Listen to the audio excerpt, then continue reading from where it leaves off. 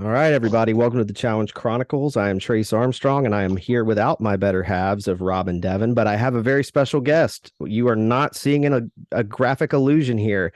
This is the man himself from Road Rules 4, various other appearances as an all-star on Road Rules Northern Trail and Road Rules Australia. My friends, this is Oscar. How are you, sir? How you doing, guys? It's a pleasure to be here. Thank you for having me. Absolutely. We're really excited to have you on here and hear your story. So I just want to go all the way back to the beginning, this whole ride for you. Everybody from your ear that I've talked to has a casting story that is just hard to imagine because of just the wild, wild west that reality TV was. I mean, when you were on the show, reality TV really started only like 2 or 3 years earlier. So it was crazy. So tell us, how did you get on Road Rules? Because you were what, probably 17 when you started this whole journey? Um, I was 18. I Okay. was 18, and it definitely was not what it is today. It was a straight up novelty. I as a kid, I would sit on my dad's couch and watch the show and just fantasize about you know doing the show, as well as a lot of people did. So my story is kind of is it goes like this. My dad's wife told me about the casting, and I also had, I mean, if I remember correctly, I think I had a test that I hadn't studied for, and it was the same day as the casting, and I got into some like cool agreement with her that she would she's like, all right, go to that casting, but then make sure you study for the test, and I'll write you a note or something. And I did. I remember waking up super early that day and showing up and just being brutally authentic in front of, I believe it was Jonathan Murray, uh, Kenny, one of the directors. It, it was a bunch of really cool guys that I had no idea how important they were to the show, and and I was just brutally authentic and honest, and I more than nervous. I was just stoked, so I just had fun with the interview, Yeah. and I wasn't trying to be outlandish or anything. I wasn't trying much of anything. I just really wanted to be like myself. Just wanted to be brutally honest and have fun with it. I Hmm. mean, I was super young, and all I kept saying to myself was, whether I'd make it or not, let's just have fun. That's great. So did they actually hold this castings? Because you were living in Puerto Rico at the time, correct? Correct, correct. Yeah, they went to Puerto Rico looking for somebody from the island, and so I went to the first casting, rocked it. It was fun. I had so much fun at that first casting that if I would have never been called for anything else, I would have been like, great, that was a great experience. However, I did get called for a second edition, and that one was different, was more personal. The next thing you know, I got a phone call and they were like, "Hey, what are you doing such date?" And I'm like, "What's going on?" And they're like, "No, we want you to come to LA to the final rounds over here. You made it." And I was like, "Excuse me, rounds? What do you mean rounds?"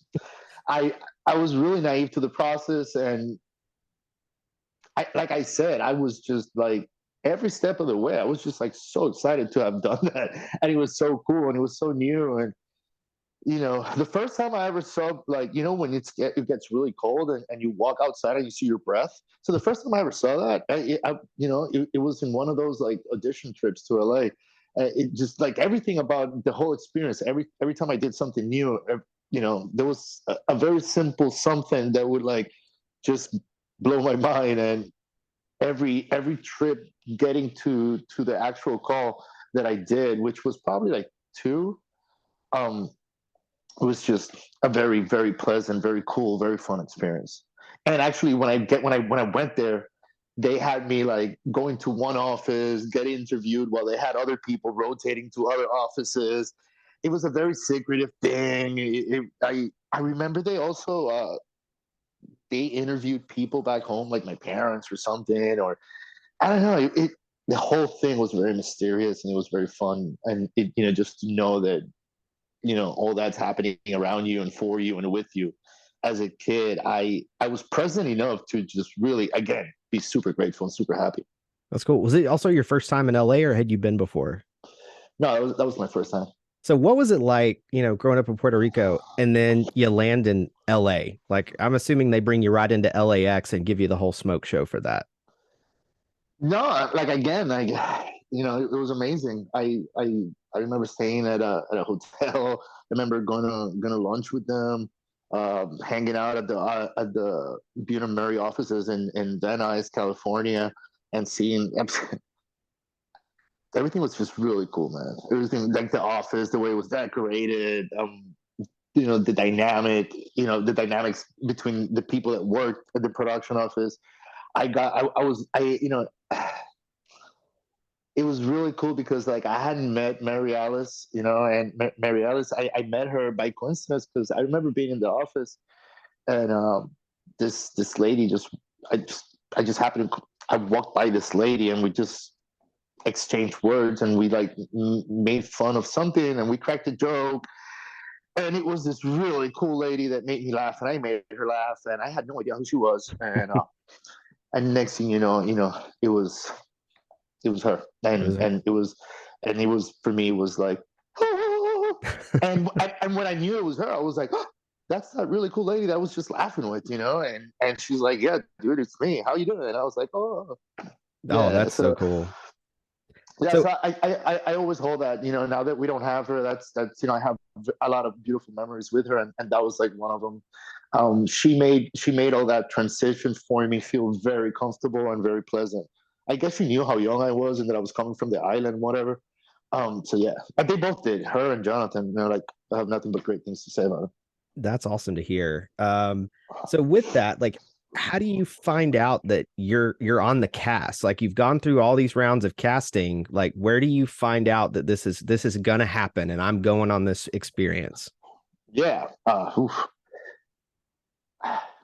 want to say that it was Christmas. I think it was like Christmas Eve or something like that. I'm at my dad's house and the phone rings and I think I think my dad picks it up. He's like, "Yeah, it's for you. You know, it's the people from the show. Hurry up!" And I get it. I'm like, "Hey, what's up, guys?"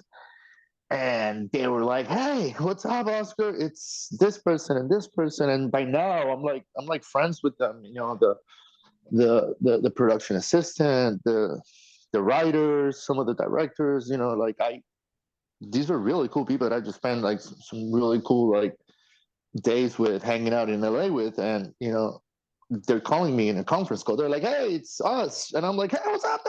What's up?" And they're like, "Hey, so you're in a conference call? Just so you know, we're all here." And how you doing? I'm like, "Hey, Merry Christmas! I'm great. You know, what's up?" Because you know, I had no clue. Like they don't tell you immediately. You know, like there's a waiting period if such, and you know, I remember that it's not that it was driving me crazy, but I was like, you know, like it's like, how much longer is it going to be? Like, they're not going to call me? Like, what?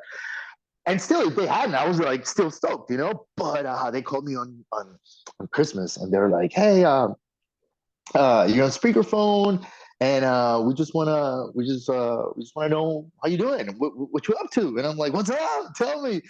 And they're like, well, you know, we just want to congratulate you as you're part of the next, you know, cast for the, you know, season 4 Road Rules, blah, blah. And I was like, excuse me? They're like, yeah, dude, you made it. And I was like, ah! And they were really, really happy on the phone and everybody was celebrating.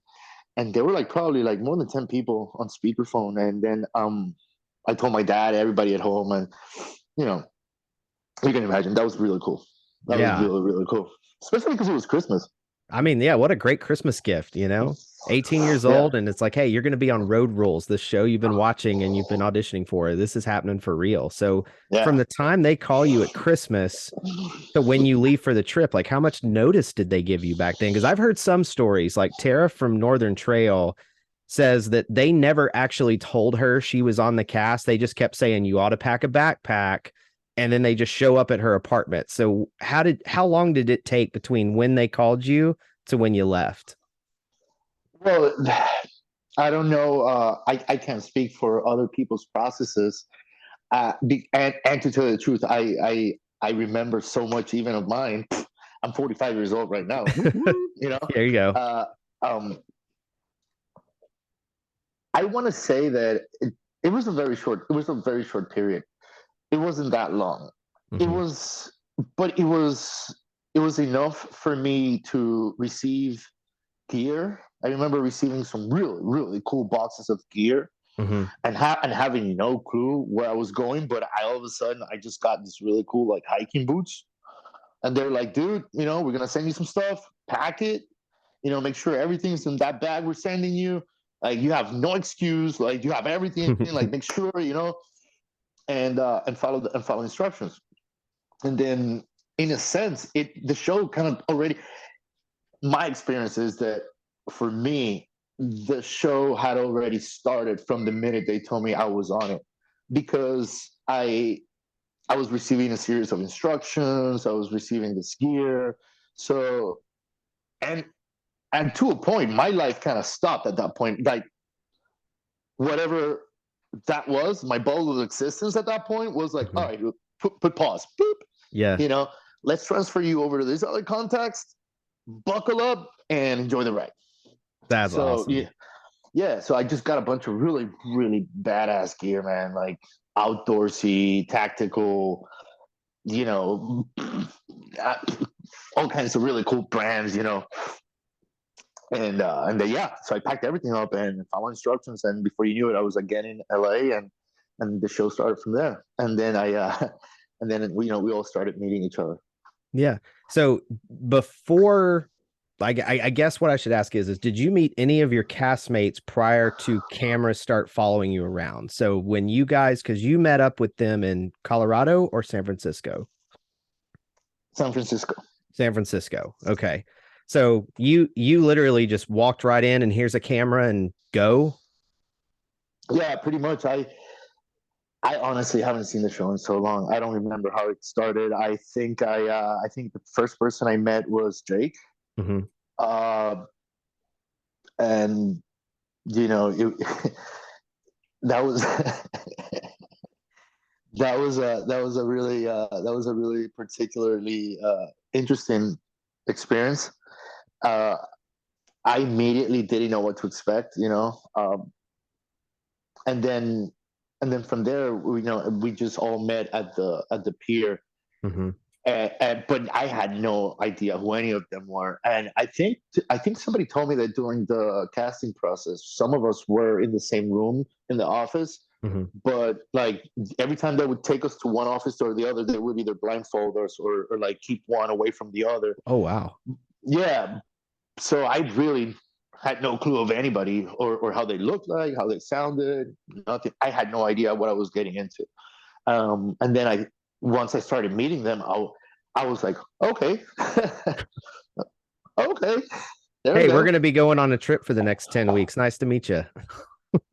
Yeah, yeah. That's cool. So you said something a second ago. If you don't mind talking about it, you said meeting Jake, that was an experience. Do you what was so interesting about that initial meeting with Jake?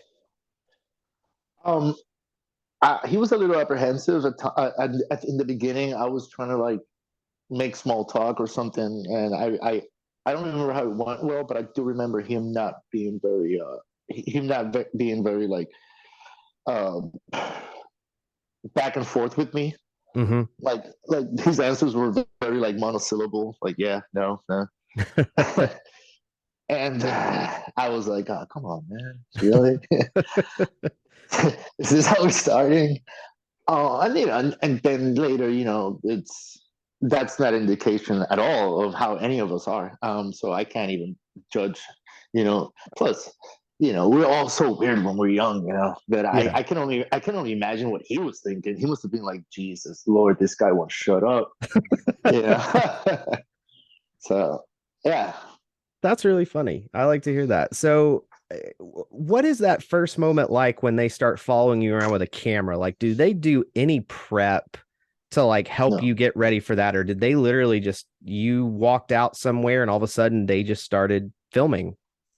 Well, here's the thing: when during that process that we've spoken before about the auditions and the Mm-hmm. interviews and all that, um, they also follow you around with a camera. Okay. They also film you while you're being interviewed. Mm-hmm. And again, I don't know how it was other people's experience about that whole process, but I got a chance to even like hang out like at a, how do you call that? Like at a fair with a Ferris Yeah, wheel yeah, yeah. and it was like a fair. It was a really cool place, like a theme park, you know. Mm-hmm. And that evening that I hung out with them with the production and all that, they were filming me. They were moments where they were like, "Do you mind if we film it? We just want to see how you do, how you feel."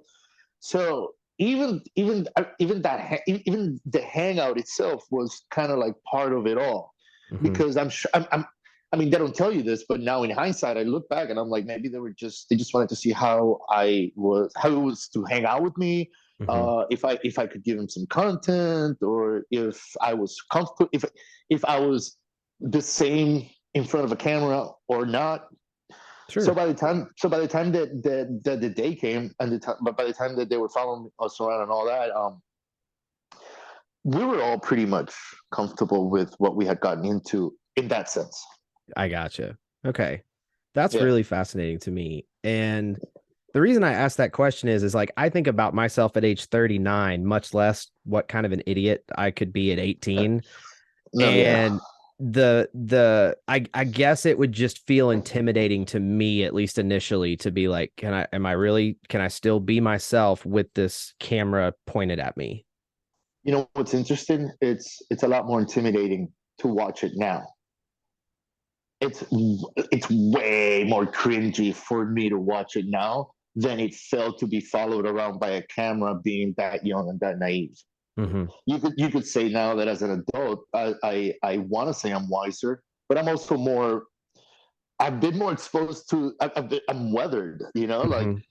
I I I also understand that that's that kid. You know, that's me at Mm-hmm. 18, and you know, and it was also as real as it got. Like none of that show is scripted.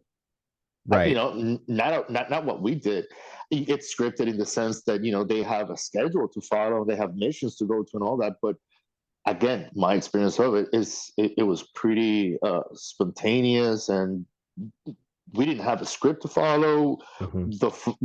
The fights that you saw were real. The laughter was real. Whoever came out looking like an asshole is because at that moment you were an asshole. Mm-hmm. Whoever came out looking like a hero or like a sweetheart is because at that moment, you know, just like in life, by the way, we have Sure. our moments, we have our days.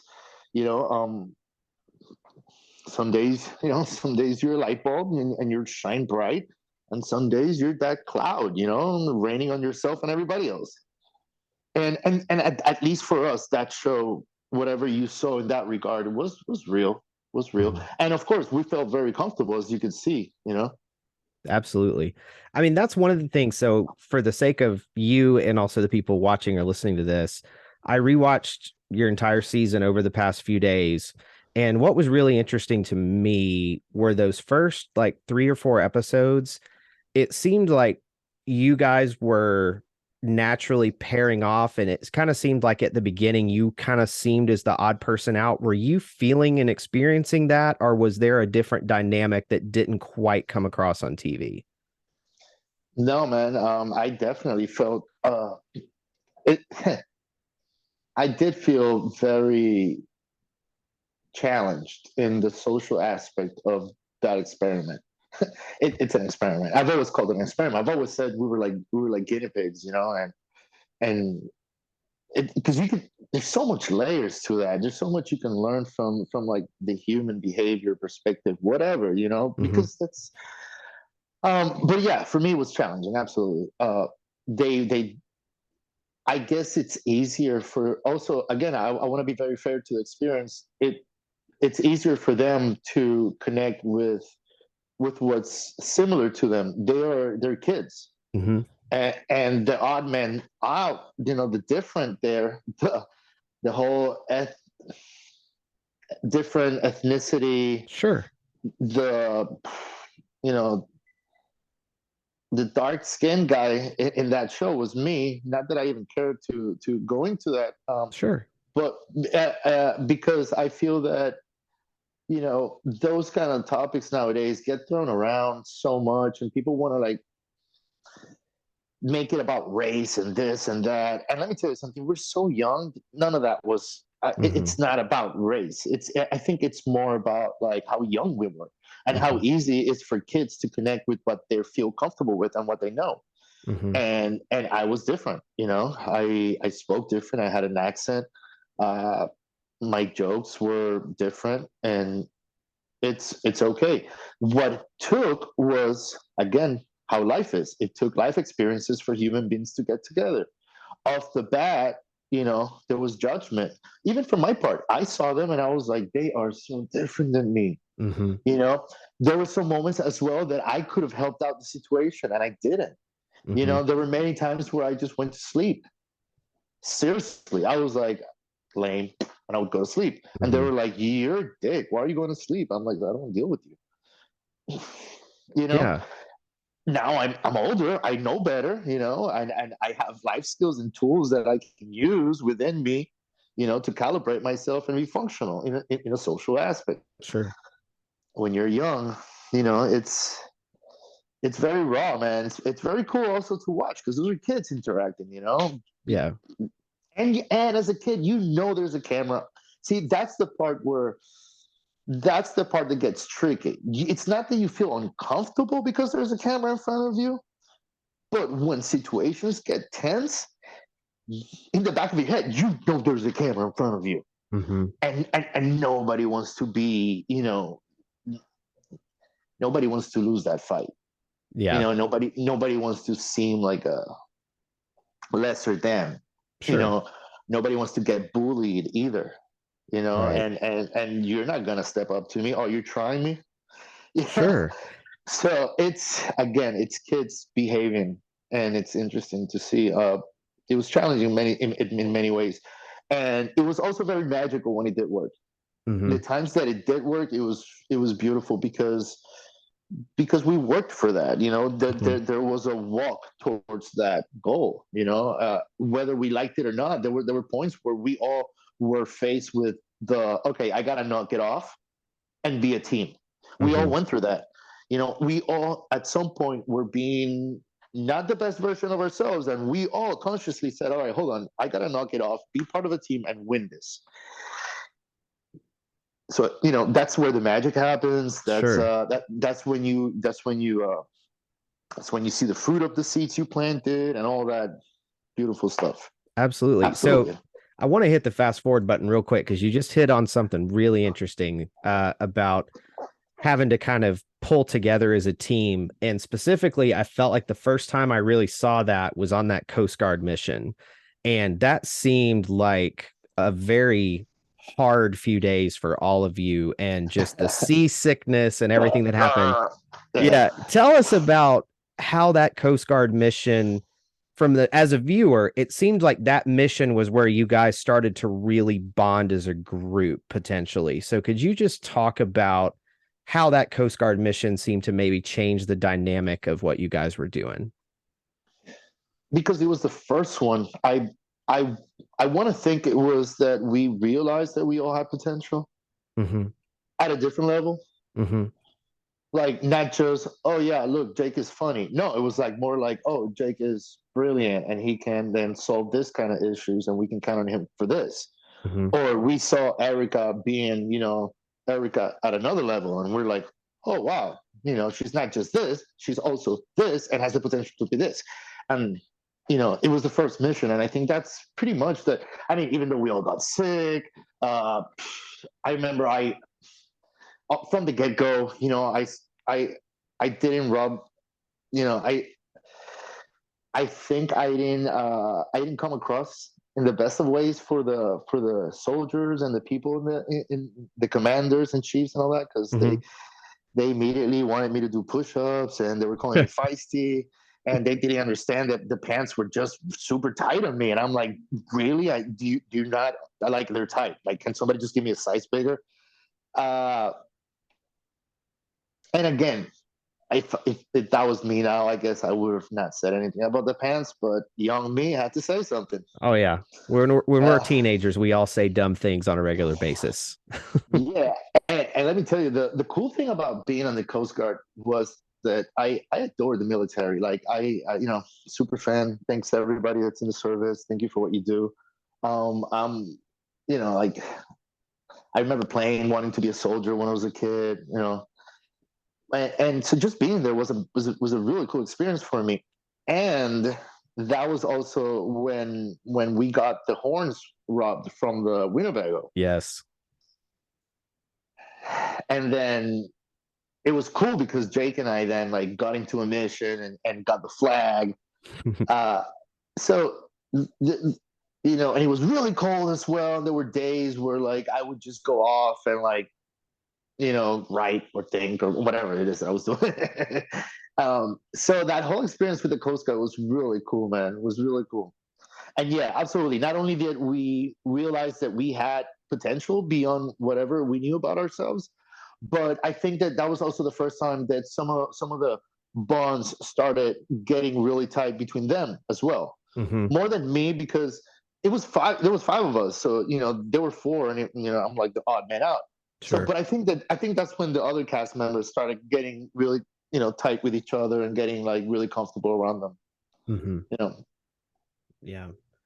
So after that, I feel like you guys then flew to Miami and had to drive down into the Keys. And this is where money problems started. Yeah. What is your reaction thinking back on that? Because I realize we're talking about 1996 or $97, somewhere in that time frame. So $400 back then goes way further than $400 now. But for five people on a road trip, you got to eat. You got to probably, I'm guessing, pay for where you park the Winnie if you want to do sewage and things like that. Like gas. Food. Yeah. So they made you pay for your gas out of that money too. Yeah. Wow. Absolutely. See, that's news. I thought they gave you like a gas card to fill up the Winnie, but everything else was on you guys. I could be wrong, but I don't know why. I don't know why. Again, don't hold me to this. Sure, I won't. Wrong, but I believe that some of that money went to a lot of that, like gas and yeah, stuff like that.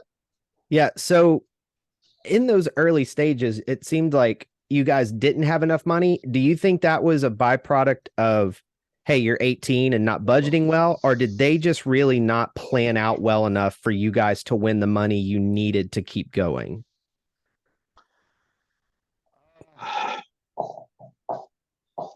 I'm trying to think about the paintball mission that we were supposed to make money in, and we didn't because we didn't win.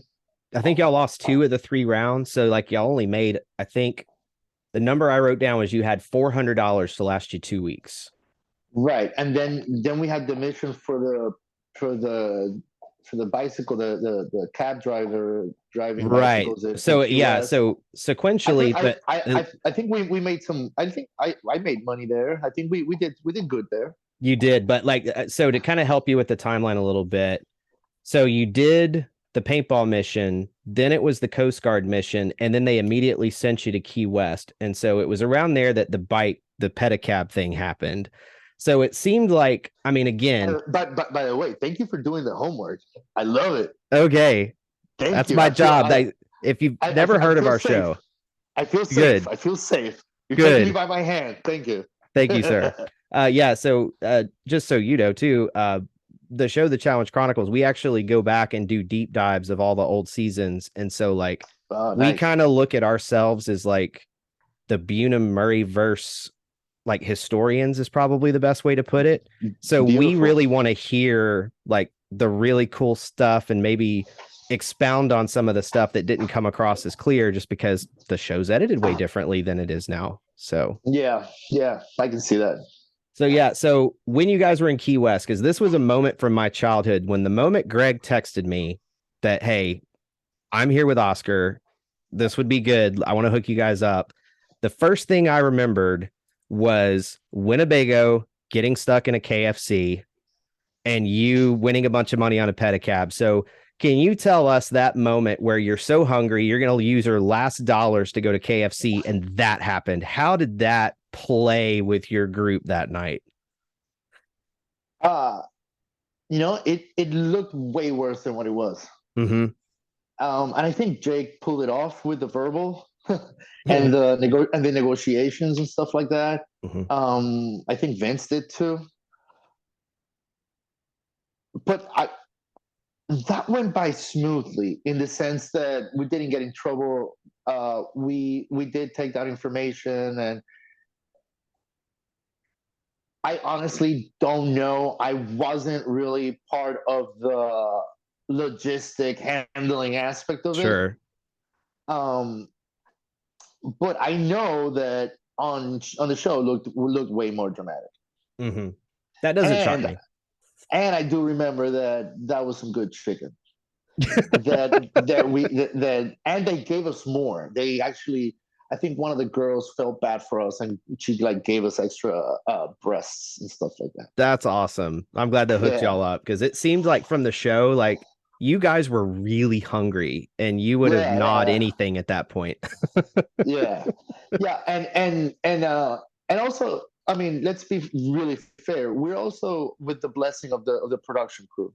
Mm-hmm. They will let us handle, pardon my French. They'll let us handle shit Mm-hmm. to a degree, but given, let's say that it would have gotten worse, Mm-hmm. and we they they have us, Mm-hmm. they're there. It's not like we're like running around dying, Sure. but if a bunch of kids need to learn a few lessons and about managing money, they're not going to die. Yeah. I'm sure there was a power bar somewhere. You know what I'm saying? I Like understand completely. Sure. so yeah, no, and it makes for great TV. And I guarantee you, nobody was at the point of like starving, and I don't Right. think that would have ever happened, or nobody got in so much trouble with the KFC situation where like cops were involved and all that. But if it would have gotten there, I'm sure that, I don't want to sound spoiled, but I'm sure the production would have handled it. Absolutely. That's cool. Thank you for saying that. Because, like, a lot of times people think that reality TV isn't really reality. And I would say that's true on a lot of shows today. Like, it's very clear that a lot of Yeah. reality shows are scripted. And No, I but back really, then, back then, it was not. no, back then they would let us look over the edge Mm-hmm. and get scared. They would definitely let us look over the edge, get scared, and look back and wonder if they were going to help us. And eventually they would if they needed to. But if they saw that we had shit handled, Mm-hmm. that's it. That's it. They would just keep rolling and let us handle shit. Yeah. Yeah. You see, that Yeah. that to me is what's missing in a lot of the reality TV today is it's like, hey, it's okay to let people get a lot against the edge, so long Yeah. as they're not actually verbally attacking someone that crosses a Yeah. line, and as long as they're not about to do themselves or someone else physical Right. harm. It's like let it be as authentic as that can be. Yeah. Yeah. Yeah. Absolutely. I thank God that even though we did get in a few altercations verbally, it didn't get to the point where nobody had to throw hands or even disrespect one or the other in such a way. Uh, I don't know. I really, looking back now, and in comparison to some other shows that I've seen where people do get really crazy, um, I'm glad, because then that would have had one of us kicked out of the show or this and that. And one of the things that I'm super proud of is that we actually finished, and we won our prize and the whole thing. And Yeah. so I'm glad that even though we were reactive and we were triggering and all that, I'm glad that we also kept it cool in many times. Yeah. Amongst ourselves. Absolutely. That's good to hear. So, hitting the fast forward button a little bit, I want to talk about the St. Thomas leaving you guys on the desert. Was it an actual deserted island, or could you Yeah. feel civilization nearby? Like, No. for those who have never seen this season, I Yeah. want to paint the picture before you That was my answer. that was my favorite mission. Really? Okay. Yeah. So, if you've never seen this season, they literally put these guys and girls on a boat and they took them to what looked like a deserted island in St. Thomas Right. and basically showed you guys how to live off the land, and then they left you there. So Mhm. tell me about that experience. What made that your favorite part of the whole trip? I mean, it's this. It was one of my favorite ones. Not my favorite Okay. one. I Okay. mean, One of your favorites. Okay. because it was something that I was used to. It's being on the beach on a Caribbean island. Mm-hmm. So I felt connected to that. I felt that I could be an asset, not an ass. I felt that seriously. I felt that when they gave us instructions, I understood clearly and I had it, and nothing intimidated me. And yeah, like it was one of those missions where you feel that that mission you had it on lockdown. Mm-hmm. It was how I felt. And let me tell you, we all got sick. Oh, We all really? got sick. Yeah, we all got sick from like eating raw conch and Ugh. fish and stuff. Yeah, but even though like for me everything was amazing. Like I even slept on a hammock through like a mini storm. I don't know, man. Doing bonfires in the middle of the night, uh, getting coconuts, and it was a beautiful thing. They also had us kind of trained with, I guess, this guy called Kenny, if I'm not He had the mistaken, his best name mustache I've seen in a long time. It was pretty ever. awesome. Amazing, amazing. And he had a girl as a helper, and they both gave us a bunch of like little instructions, and we had like maybe little tools that we can like make little hooks with and stuff. Mm-hmm. So that was cool, man. But then if as you know, we got saved by, the late Bob Denver. Uh, And uh, for those of you that are really young, that's Gilligan. yeah, yeah, Gilligan from Gilligan's Island. So like, well, it was really cool to see a boat come get us, but then to see who was on the boat, that was even cooler. See, here's another really cool thing that I have bragging rights for the rest of my life. As we were on the boat, that hat that he Yeah. wears. So that's been the same hat forever. Really? He's He's worn that same hat. right. I think he only had one or two of those hats ever for like all the seasons forever, and that was one of the ones that he had. And he had it on the boat, and we were going, and it was windy, and the hat flew off in the middle of the ocean in by St. Thomas and all that. And I immediately just took my shirt off and dove in. And Vince also Yep. jumped in, and I found the hat and I brought it back and I gave it to him. And I can say that I rescued Gilligan's famous hat. That And is he actually incredible. he got it back, and I got a autograph signed picture from him when I got back to Puerto Rico. He sent me some stuff. That was really That's cool. really cool. That was really nice Yeah, of him. yeah, Man, what a time. So, right after this, they tell you guys you're flying to your home. You're going to Puerto Rico. yeah. What did that mean to you to be able to take this experience with these people and show them where you're from? Well, I was exhausted by that moment. I was exhausted emotionally because I hadn't connected with them fully. I really felt, and I don't want to sound like a victim or anything like that. It's not a victim story, but Sure. you do feel like not connected. Like Mm-hmm. ostracized, even like uh, and even if you kind of go on the ego trip of like, well, f them, they try me, who are, I'm a representative, whatever, Yeah. yeah, whatever primal reaction you have. um i uh I had spoken to my father about it, and I was like, listen, i'm not I'm not getting along with these people, and I don't know how that's going to come across. And I don't know. I've been a little, I've triggered them. They've triggered me. It's weird. I don't know how to navigate this. Like I get along with everybody. Mm-hmm. So to find myself in that situation, it was weird because because those are the moments when you do remember that you're being filmed. Mm-hmm. You know. And then I remember my father was like, you're better than that. Remember, it's TV. None of that is real. I'm like, well, it's kind of real. Like this is what. And he's like, listen, I get it, and just be you. Trust the process. Uh, whenever you notice yourself, whenever you see that you're getting a little too, just turn it down, whatever you can. Mm-hmm. And I'm like, and we're going to Puerto Rico. And he's like, yeah, how do you want to play this? And I'm like, what? He's like, well, they're coming here. And I know you're a little resentful and kind of bitter, but this is an opportunity to show them that you're unfazed, that you're cool about it, and that you get it. And now this is time to show hospitality, to be welcoming, and to put everything aside and let them know that we're a team.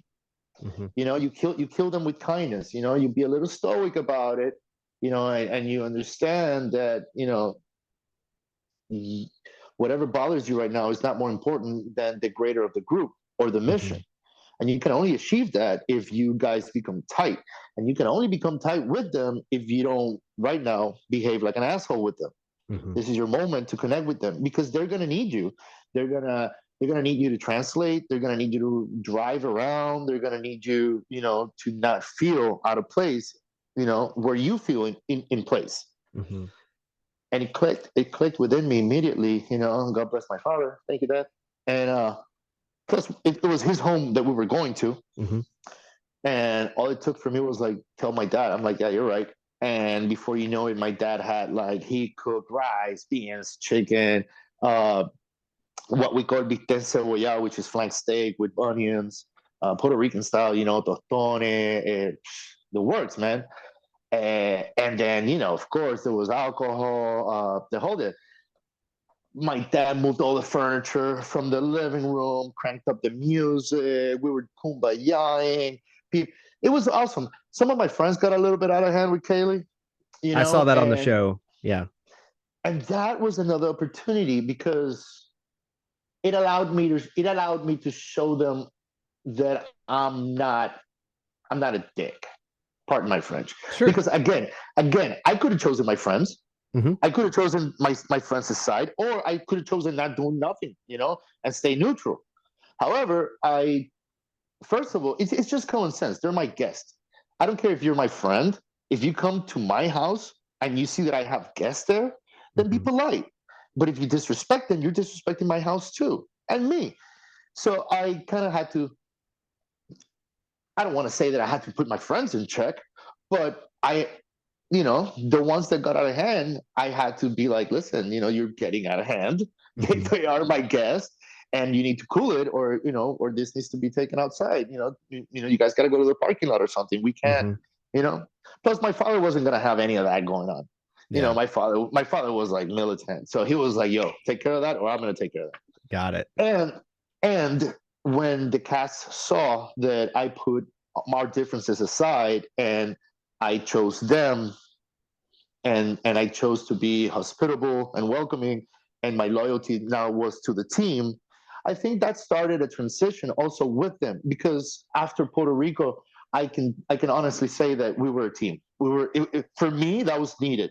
That was needed, and it was beautiful, and we connected. And for me, the show has two parts. Has Mm-hmm. the first part, has the before Puerto Rico and after Puerto Rico. That's how I see it. Mm-hmm. Yeah, that's how much of a difference and how impactful and valuable that trip to Puerto Rico was, not just for me but for the group dynamics. Wow. That's incredible to hear. That and And and that was and one thing that came across. and here's something that nobody knows, that I'm going to share with you guys. Thank you. And here's the story. I was told by some of the production that mission to Puerto Rico wasn't scheduled that early onto the show. It was one of the last ones.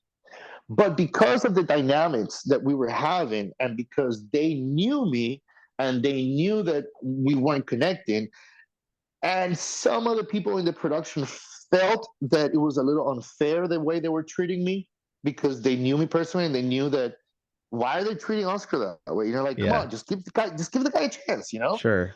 come on. Um, a little bird told me that production then was like, you know what? How about if we just move that mission now and have the group depend on a little bit more of Oscar's assistance and see how that Mm-hmm. plays out.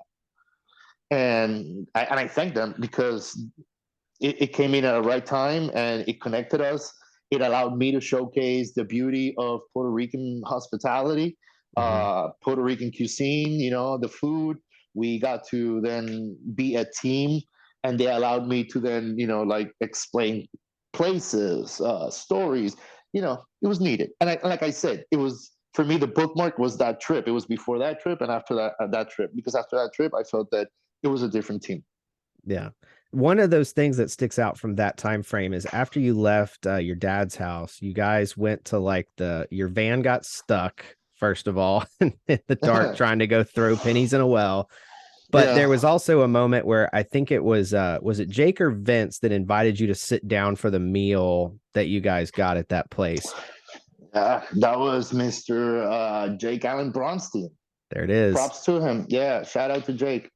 That was it seemed like such a subtle moment, and I feel like a lot of people would have missed it, but that was really the moment where I felt like it was really cool because in the confessional they did, he specifically said, I wanted Oscar to do this because I wanted to thank him for what he's been doing for us these last few days. And so Yeah. to me, what you just described about you put the bookmark in the trip, you could even see it with the people you're on the trip with, and MTV and Beat 'em and Murray, they specifically made sure to point that out. And I think that that Yeah. was a really cool moment for the whole season, really. And coming from him, I would have never expected. I he m- my relationship with him was very challenging, and he's a brilliant man, creative, funny individual. But he's very authentic, he's very authentic, and that can be challenging at times. And for me, it was. So to have him do that expression of solidarity, brotherhood, and love, it wasn't expected. So I was really taken. I was like, thank you. It didn't seem fake. At the moment, I completely got it. Yeah, I understood what was going on, and I really just said to myself, good, this is what it's all about. I get it. that's so Yeah. cool. And then I don't know, you might realize this, but there are probably people listening to this that don't realize this. But while you guys are in Puerto Rico, the first ever real world road rules challenge happened where you guys went and competed against the real world Boston. So when Yeah. people talk about, I started this shit or any of that kind of stuff, oh, no, they didn't. The first Yeah. ever real world road rules challenge Yeah. was you guys In versus Puerto real Rico. world Boston. And ironically enough, Cyrus on real world Boston just got back done from competing on All Stars for what, twice? Like, props to Shout out to him. Cyrus. And by the way, Cyrus is my good friend. I speak to Cyrus all the time. We're still in communication through social media and whatnot. Yeah, Um, he's an amazing person. He's an amazing person. Actually, going through an amazing physical transformation. He's doing his workouts and everything uh, with his line of work and everything. So shout out to Cyrus. Love you, man. big shout Absolutely. out to him. Because I mean, Yeah. we even pointed it out when we were recapping All Stars for the podcast. He showed up for All Stars 3 in the best shape I've seen him on TV since Yeah. this season. Like, he looked Yeah. incredible. So Yeah. mad props because he's in his 50s, right? Such an amazing, beautiful personality, such a vibrant person. Yeah. I don't know, but I believe he's around Mark Long's age. So yeah, he So must he's be like in 50, his 51 somewhere in there. So, I yeah, mean, for sure. I'm 45, so I'm yeah. And let me tell you, the cool thing about doing the challenge with them in Boston is that later, after the show was done, we got to all join in to do like public appearances and stuff like that in mhm, different university campuses. mhm. So like we got to hang out at a different level and connect at a different level and all that with like the whole crew, which was mind blowing because imagine road rules and real world walking around a college campus after the show was already on TV. So Mob it was scene. mm, mm, mm. No, it was fun. That's It one was fun. thing. Like, for those that are younger that did not live through this era of the show, like, I'll talk about myself as a 14-year-old watching these shows. You guys seemed like one of us. And Oh, so thanks, man. it was real. And to hear you talk Yeah. about it, this experiment and these experiences and these trips and things you guys did were real. And you guys all came across as people we knew. So to see Yeah. us authentically represented on TV that meant so much to that 90s generation that was growing Thank up you. because we were Absolutely. we were the last generation of latchkey kids where both parents Man, worked. You come home, what do, man? You turn latchkey, on baby. MTV and there's Road Rules. And so they felt like Beavis and your Butthead. friends. Yes. Beavis and Butthead, you know? Pop-up Um, video on VH1, like all of that was what we lived Liquid through. TV. Liquid Liquid TV. TV, the 10 spot. Um, Yo MTV Raps, you know, Headbangers Ball. I Daria, I the whole I thing. I used to live on MTV and Oreos. Absolutely. Who didn't? At our you know, I'm Generation X. You know, there was no social media. There was no No. cell phones, and I am so glad that there was no social media and no cell phone. Yes. So I'm glad. glad that I was done with college by the time that happened. No documentation, no records, anything. Thank you. Yeah. So it's really cool in hindsight to look back and know that we were part of that last generation of kids who were actually free. Yeah. Yeah, it's really cool. And by the way, thank you for the kind words, man. Appreciate it. Absolutely. I mean it. I really do. Like I look back at that time frame and I just think about starting to experience the world at that time because social media, you didn't have that window into anybody else's life. You knew where you lived and maybe where Yeah. you got to go on vacation. So to Yeah. have a bird's eye view into people your age doing real stuff, Yeah. it meant Yeah. the world to us at Yeah. least. So And I get it, man. Like I said, I used to spend hours sitting on my dad's couch watching Road Rules and wanting to be in that Winnebago. which is So awesome. to find myself actually I would listen when I first saw the weenie and I walked into it. I remember telling myself, okay, this is happening. This is okay. You're inside the Winnebago. Okay, you're not on your dad's couch. Just touch it, touch it. I'm like, oh, that's really cool, man. Monty Hall does not have a donkey behind the curtain. You're really there. Uh, yeah, absolutely. So going back to that Puerto Rico mission where we did the first challenge, that was probably one of the coolest experiences ever, man. Because to do that challenge, they took us like inside the jungle in Puerto Rico. Hmm. Uh, some of us got hurt. It was physical, and I remember I was like, "Yeah, finally, we get to do something like, like warrior type and stuff." Yeah. Listen, we did. I'll never forget it. We were doing the tug of war, right? Hmm. And they were. I mean, their team was way bigger, way Hmm. bigger.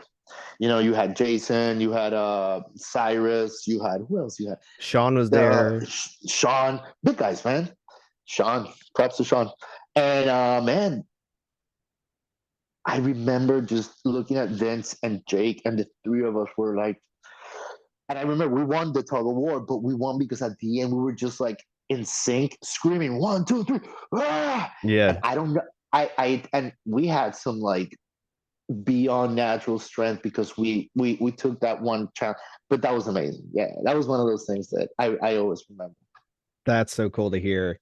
Um, I want to be respectful of your time. So I want to hit a couple more fast forward buttons real quick. But Mm-hmm. the one thing I got to ask about was what was it like hiking into an active volcano? Because that's something that even me at age 39 almost now, I can't wrap my head around that. Like, what is that experience like as a person to do that? I mean, that was great. Well, in my case, it was a little challenging because I had fractured my toe Right. previously, jumping off a boat. Uh, Props to the little uh, crazy kid inside of me. So I had like my foot all wrapped up and whatnot. So the thing is that it wasn't as hard to climb up. It was harder to climb in. Mm, Um, but it was breathtaking. It was incredibly big. You could see steaming everywhere, steam coming out everywhere. You could smell the sulfur. hmm. It's really really wild and bizarre experience. And then what most people don't know is that inside a crater, and again I could be wrong, but what I remember is that they were explaining to us that inside the crater at night, I don't know if it's condensation or whatnot, but it rains. Hmm. Like it rains with like wind and like even Wow. sometimes it storms and what. It's crazy. So that night that we spent inside the crater, uh, I remember I was next to Vince in the tent, and it rained. It like blew one of the things off. Like it got hectic. So that was a crazy experience too. Waking up the next morning, like, what was that? Uh, And by the way, that I was have to one. wrap my toes again because they're fractured and I've got to make sure they're okay. That was wild. That was crazy. And then climbing out of that. So physically challenging, yeah, but beautiful, beautiful. I don't know. I love that kind of activity. I love hiking. I love crawling, jumping, running. I love all that Sure. stuff. So finding myself, with the harness and the rope and the thing, super cool, man, super cool. And again, just if you just stood still and looked around, you were like, oh, great. you know That's cool. yeah, yeah, man. So to move towards the end of the trip, what was it like getting into New York City and realizing this crazy ride's almost over? Like what starts going through your mind when you realize this is almost done? Bizarre.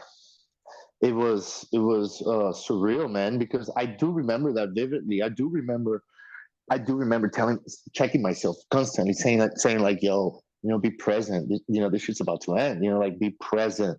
Like, Mhm. pinch myself all the time. Like, is this really happening?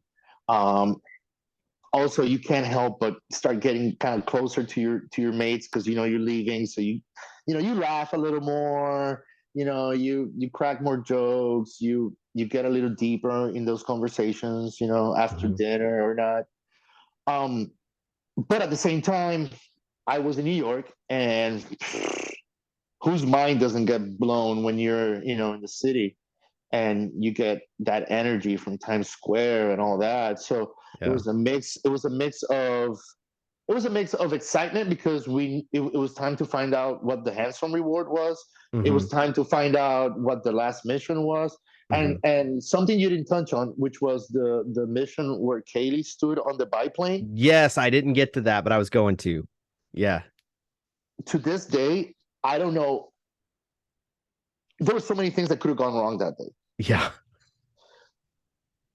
I still think to myself, the balls, brass balls, not Yes. just on not just on Kaylee, but on the production, to have you really gonna trust those kids to, like, harness themselves and get up there? I I, I, literally I wrote down this would never happen in the year 2023. yo, I to this day I say to myself, that was crazy, because I don't know if I would have ever trusted kids to do that. And let me tell you something, Kaylee did. And Kaylee strapped herself up there and started spinning and all that.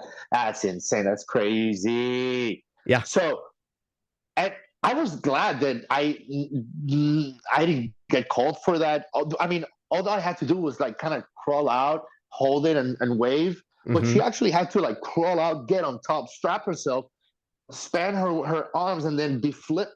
What? Yeah. The footage is breathtaking. The Yes, it footage on is. that is breathtaking. So after doing something like that, I was like, yo, anything could happen for the final mission. So that excitement was in the air. The fact that I was also, the handsome reward was about to get revealed. Being in New York by itself was just mind blowing, because we then got to do a mission in Madison Square Garden. Hmm.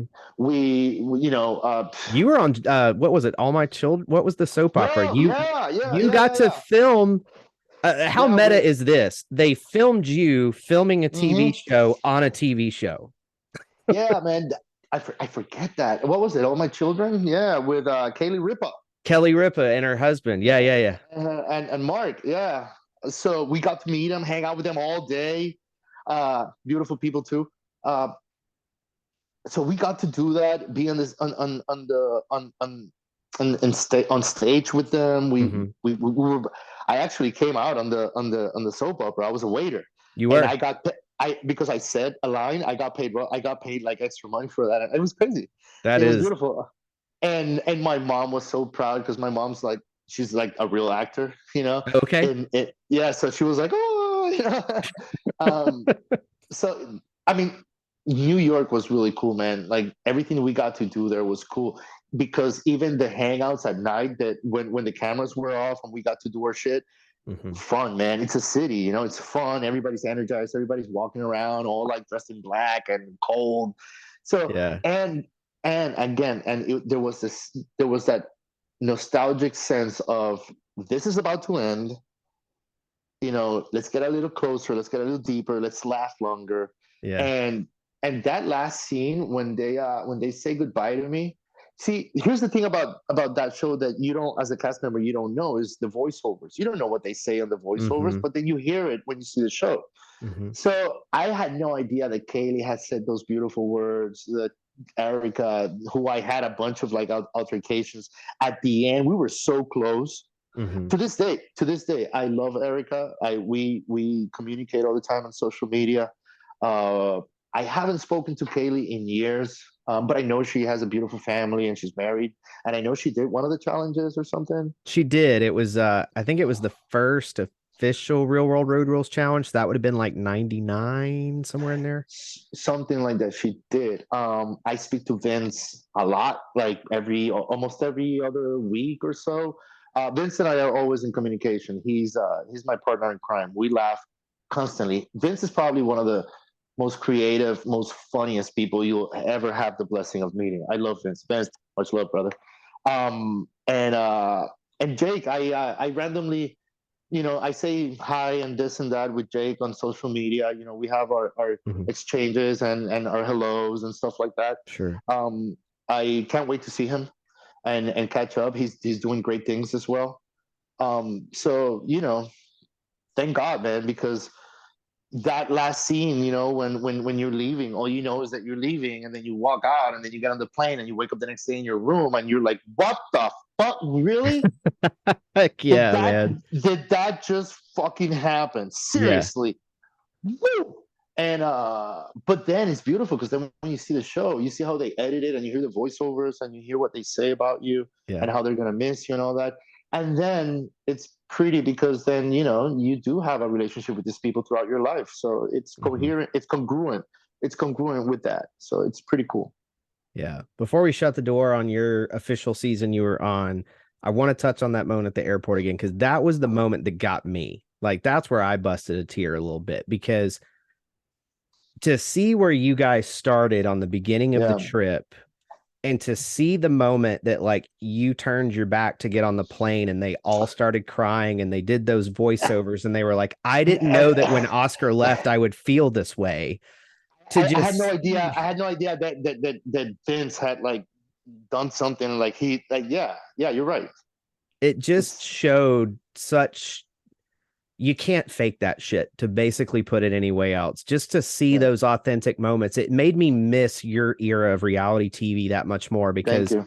it was real. It really Yeah, was real. And it meant yeah, something to you guys. It meant something to those of us that watched it. And here I am tearing up again yeah. thinking about it. Um, it's Love just you, like brother. it helps me think about the moments in my life where stuff like that happens. And it's like, I Yeah, understand exactly what they're feeling right yeah. now. And that is the metaphor of life. That at the end you get it. That's it. You know, you are going to come across people and circumstances that are unknown to you, that will judge you, that will have friction, that will trigger you, that you will trigger, that you might collapse and build from. But that is life. And the beautiful thing about that show that we did was that you could see it right there. It wasn't fake. We did have our moments, and we did have our moments, you know. Mm-hmm. And those seeds that were planted did grow into this beautiful tree that's called us. Mm-hmm. And we all have our stories, and we all have our ups and downs. But it's there, man. The proof is in the pudding. It's right there. You For know, sure. you can't fake that shit, man. We went, like you say, you know, from one side of the spectrum all the way to the other side of the spectrum.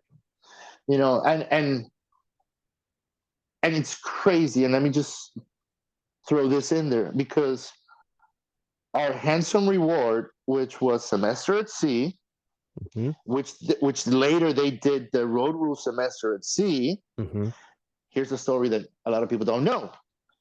When when I did semester at sea, the only other cast member that did semester at sea was Jake. for whatever reason the other guys didn't do it. I won't speak on that. That's on them. I don't That's know. them. I Yeah. really, yeah, I did.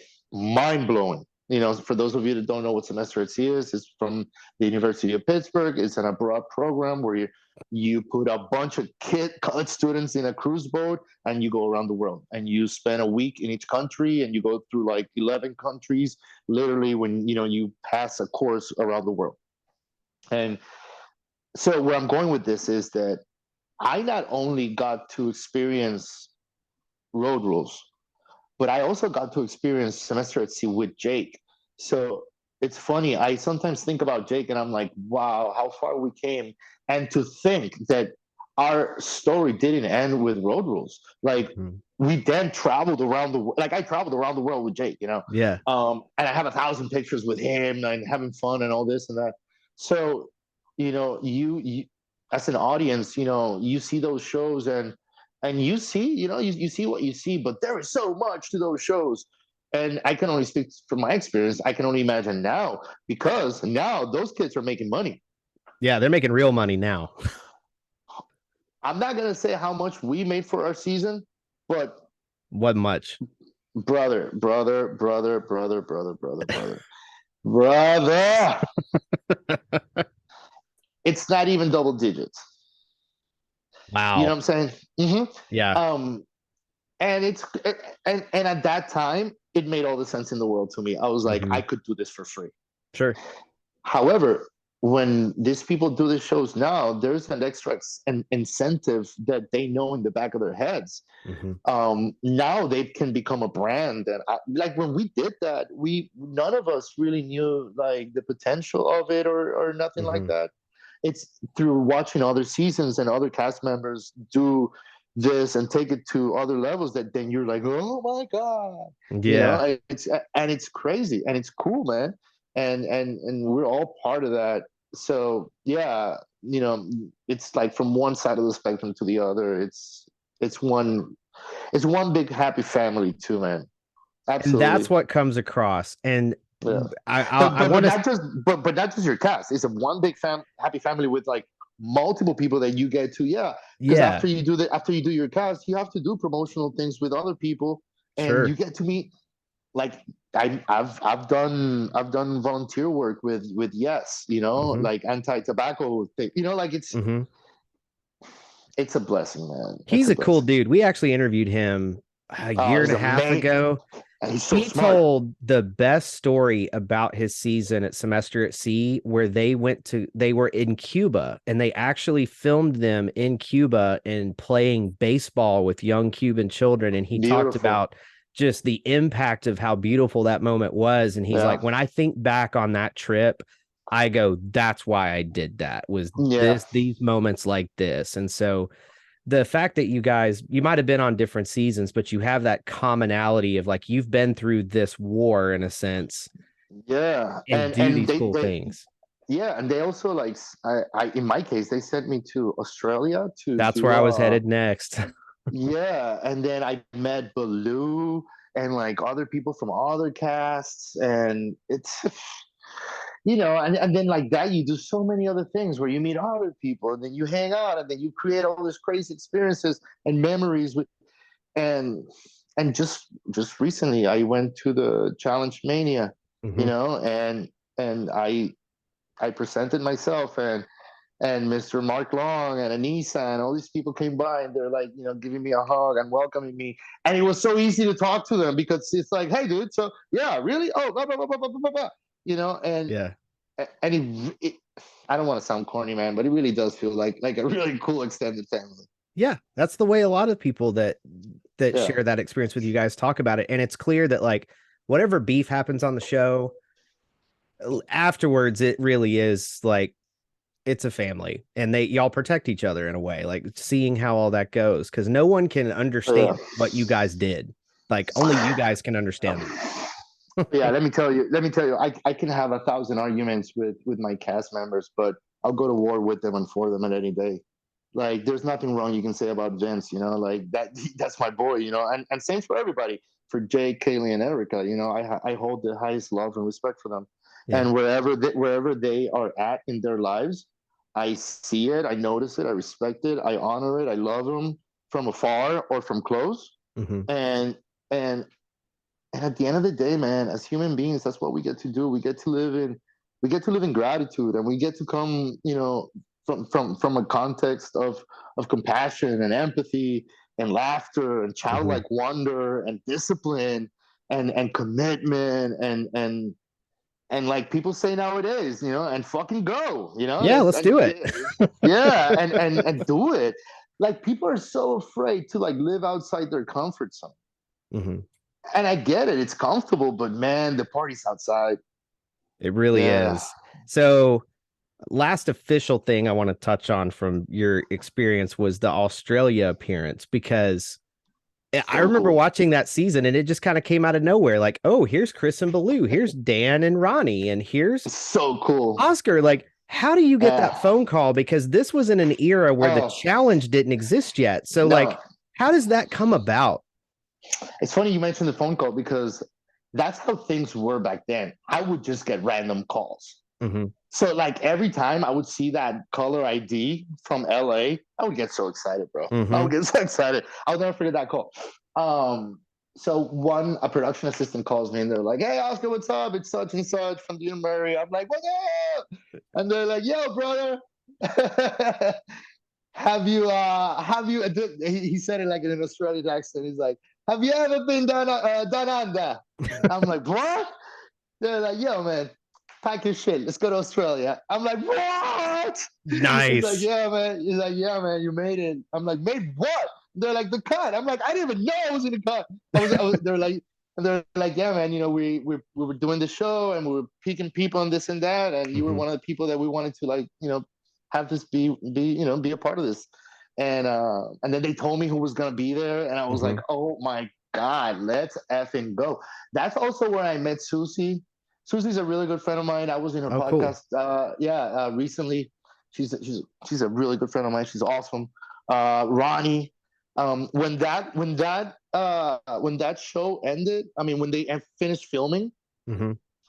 I actually stayed and traveled in Australia in a few days with Ronnie, and we did like backpacking and shit. Oh, cool. She's a really cool girl, really like straightforward, like uh, go getter, man, go getter. She would wake up every morning, do her exercise, put on Mm-hmm. yeah, super cool. And like who else did I hang out with? Dan was really cool with Dan. Um, Jason from the it was a really fun trip, man. And we were staying at a crazy beautiful mansion. So much food, alcohol. It was You oh had my like god. you had such a cool well, first, all right, before I talk about the serious question, let's get the fun one out of the way. Did you even know what the hell Australian rules football was before you showed up there? Because Yeah, well, I'm just like I watching it and it makes no sense rewatching how that works. And like you guys are having to get filmed and compete and win. yeah, I had heard of rugby, but I mean, no. And and they were like, "Yeah, you're gonna meet like the Michael Jordan of rugby," and I'm like, "Yo, those are big words. Who is this guy?"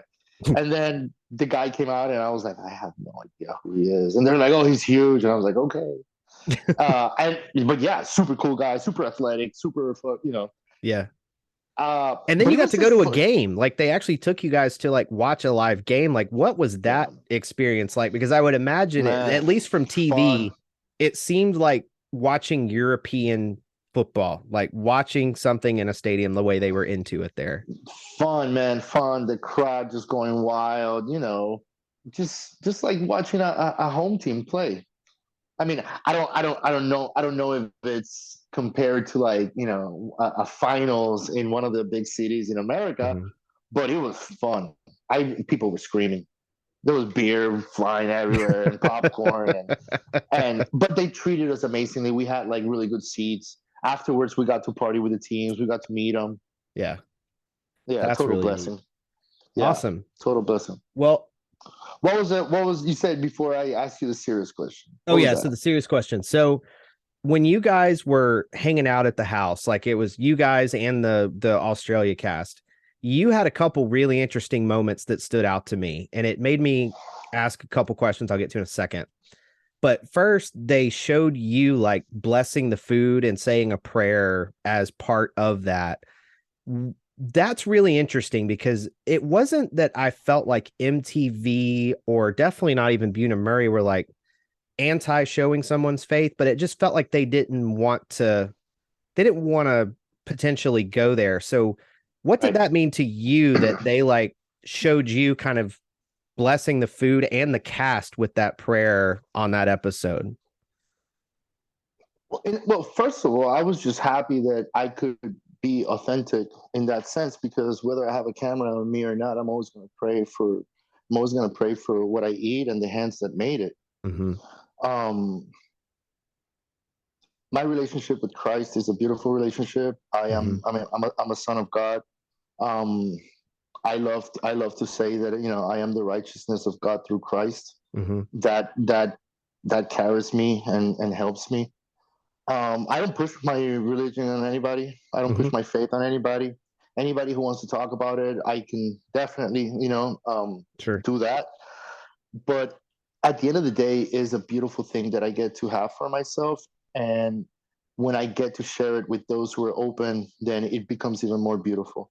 In a social aspect like that, when I can actually feel comfortable in saying prayers in the simplest of ways, it's comforting to me. It's comforting to my soul. It makes me feel safe around people, that Mm-hmm. whether or not they share the same opinion or religion or faith or value, at least they're cool enough to allow that space for me to do that.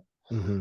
Um, yeah, it's a privilege to, when you compare it in other places in the world where you can really express any religious belief. Mm-hmm. It's a privilege, and it's an honor. For me, it is, Mm-hmm. to not only be able to express it, but to serve, God in that way, as simple as it may be.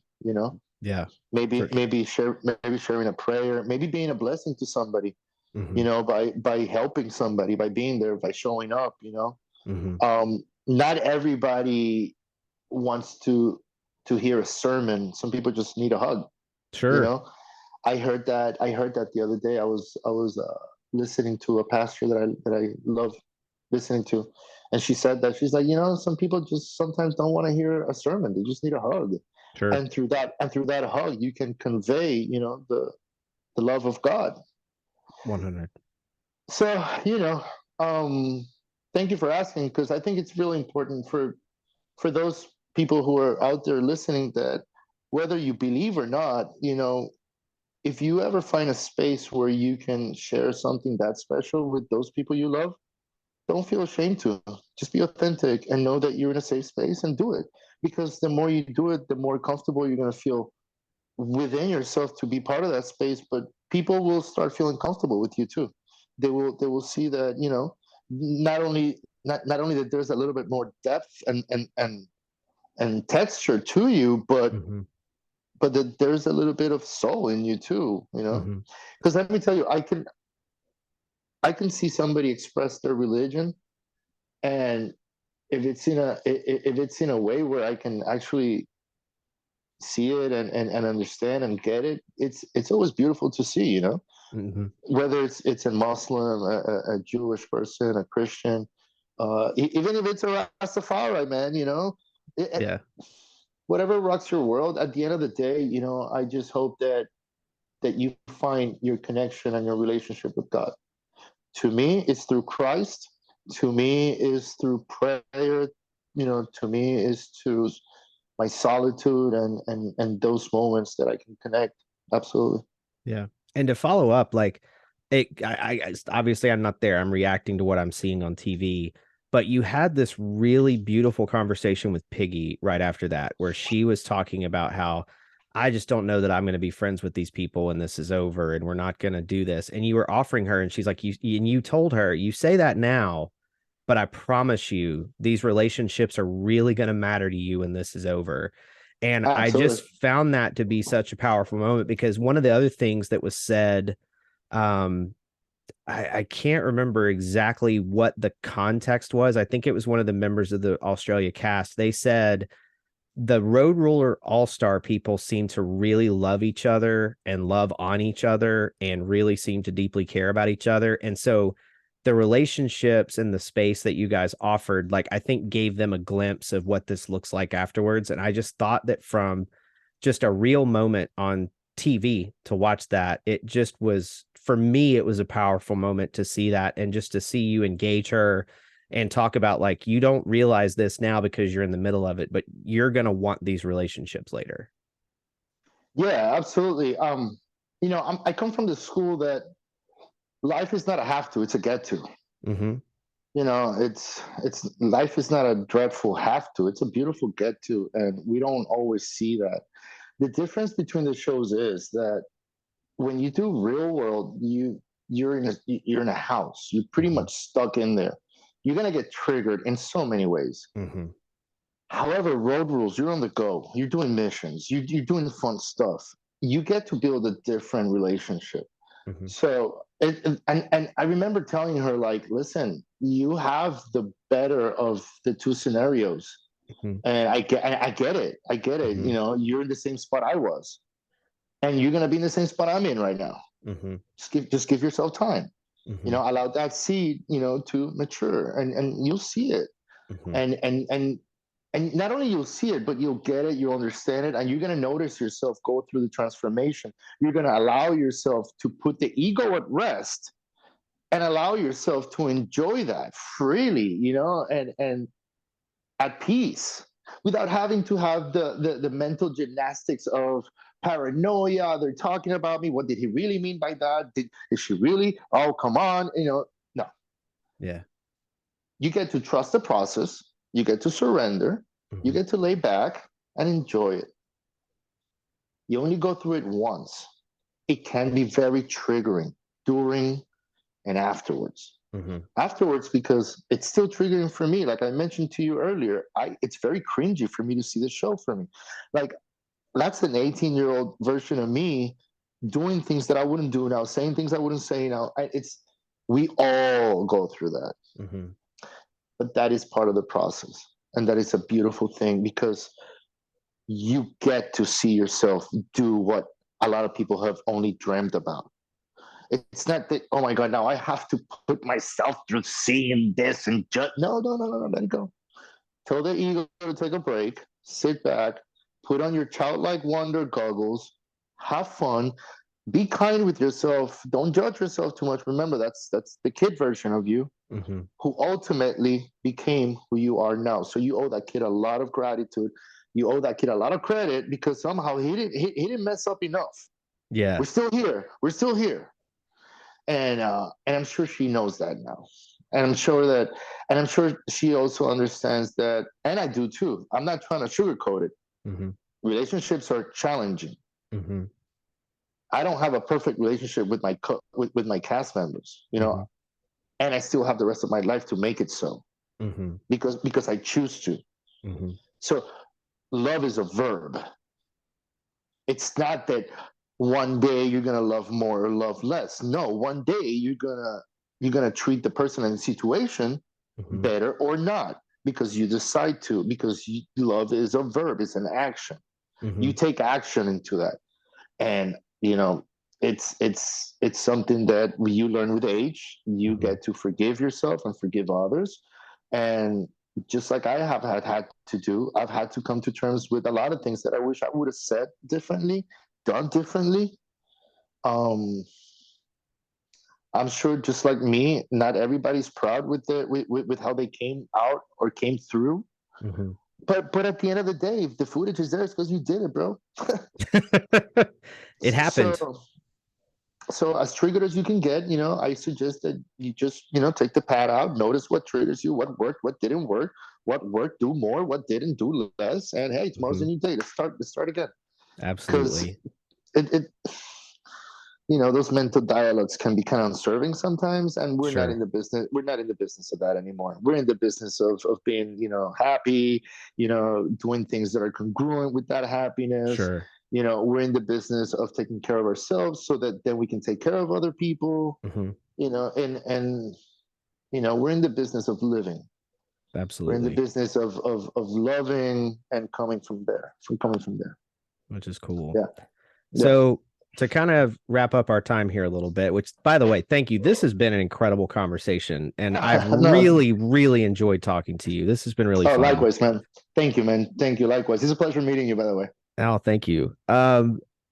When did the phone calls stop? Because Kaylee showed up on the first challenge and then Jake was on season 6, which was Battle of the Sexes 1. Was it a situation where you decided to stop or just schedules didn't work and then just the calls stopped coming at some point? Interesting question. They kind of stopped.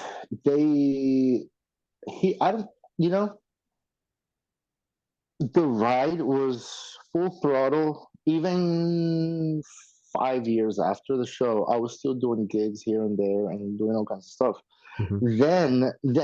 Then Butte and Murray had us go to American University with the Boston cast, as a matter of Mm-hmm. fact, and we got certified in, or at least they gave us a bunch of training on like public speaking and a bunch Mm-hmm. of stuff, and they like trained us on like being or at least having a frame of mind where volunteering was in the forefront of our actions, and knowing that we're on a position now where we can influence for good, if we decide to go down that route, which is ultimately why I ended up working with the anti-tobacco movement and working with kids and becoming a youth coach and all that.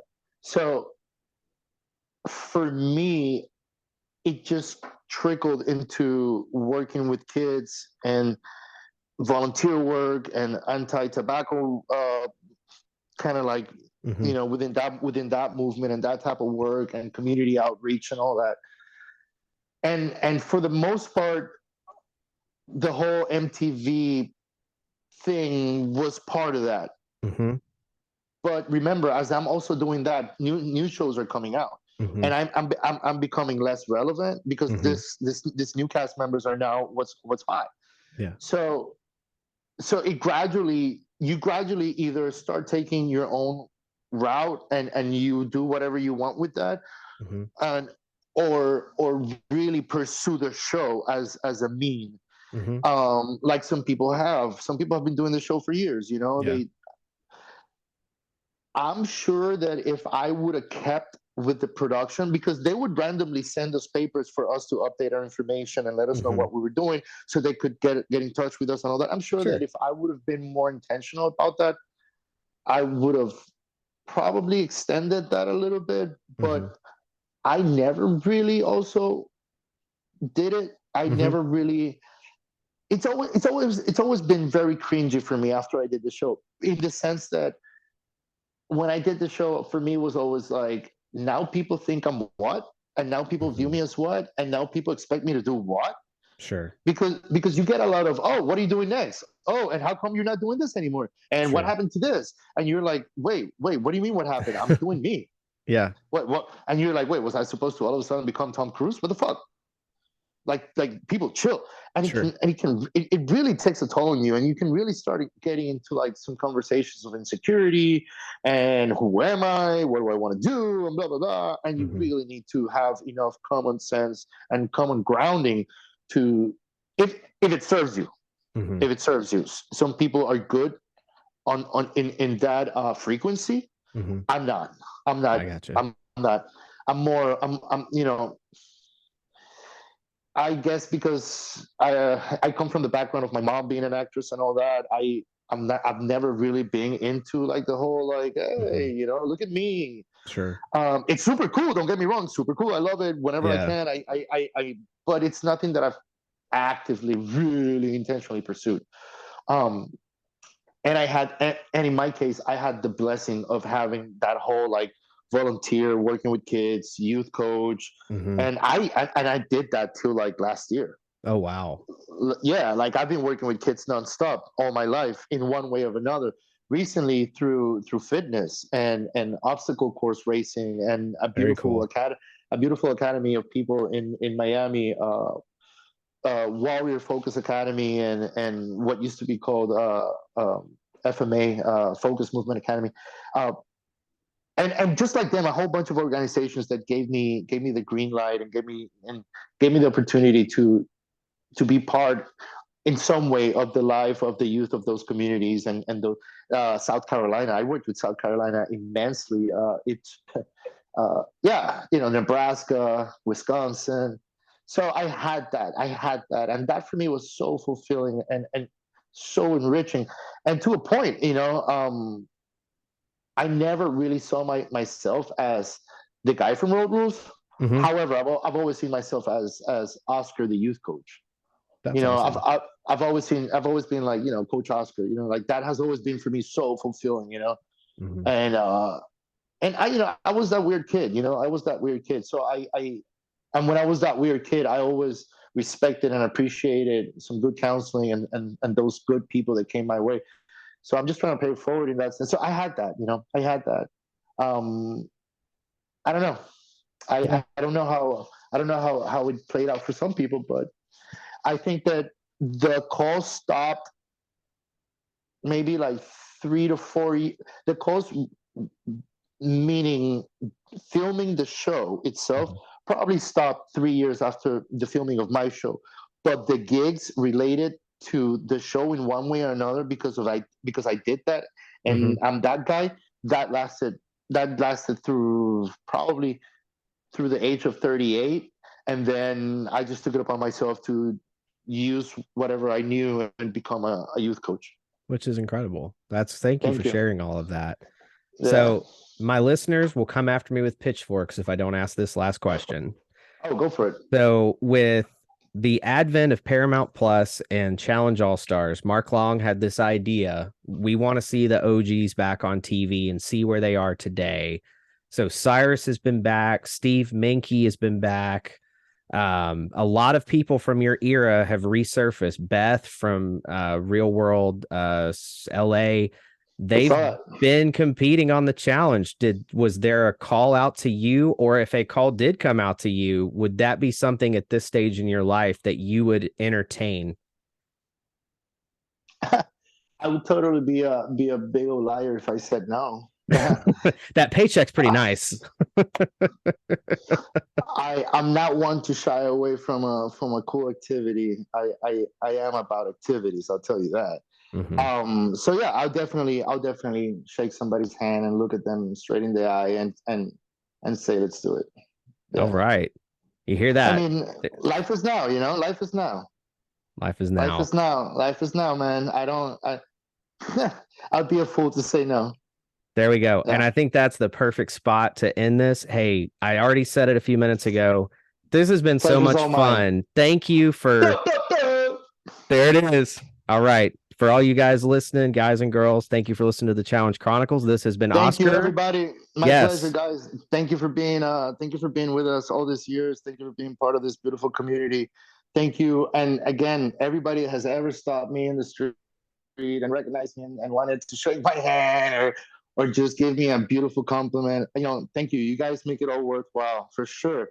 For sure. So thank you. Thank you so much, Trace, for having me on the show. It's been a freaking pleasure. And I'm always going to be just a text away. You know how we do. Yes, sir. I've got it. I'm going to take you up on that. All right. Thanks, man. All right, man. Always.